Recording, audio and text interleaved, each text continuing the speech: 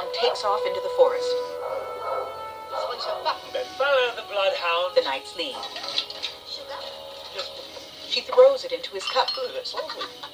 You're all mad. Thanks very much.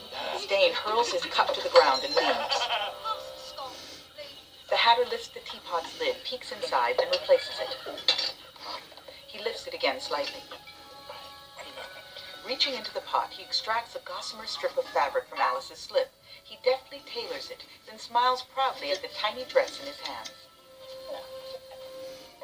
Try this on the side. He drops it into the teapot and waits patiently with his hands on the lid.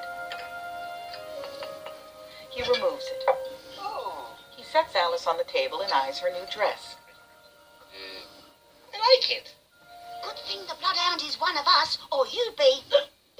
What do they want with me? It's great. Best take her featherweight queen. She'll be safe there. Spoon. The Hatter presents his top hat. Your carriage, my lady. The hat? Of course. Anyone can go by horse or rail. But the absolute best way to travel is by hat.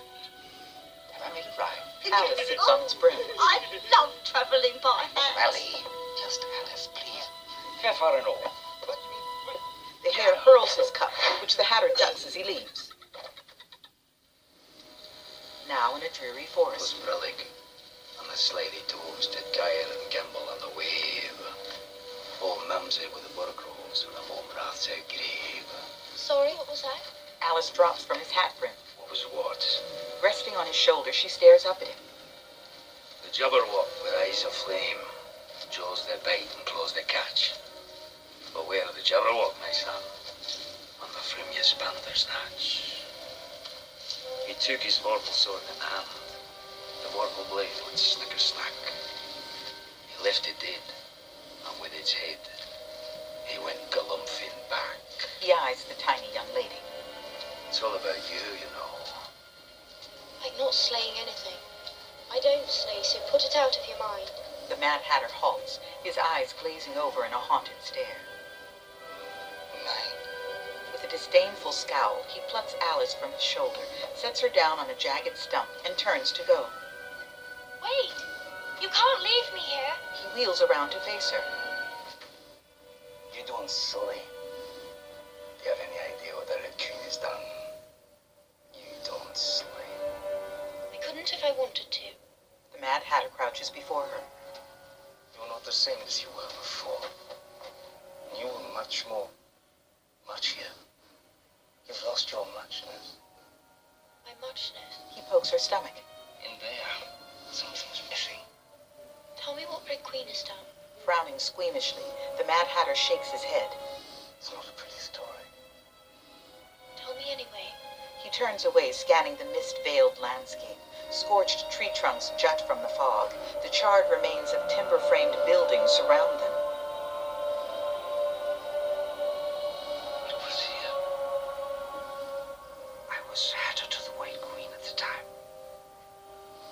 I talk plan have always been employed at court. He recalls an outdoor festival in a verdant glade. His orange hair long and wavy, the Hatter claps as he happily looks on.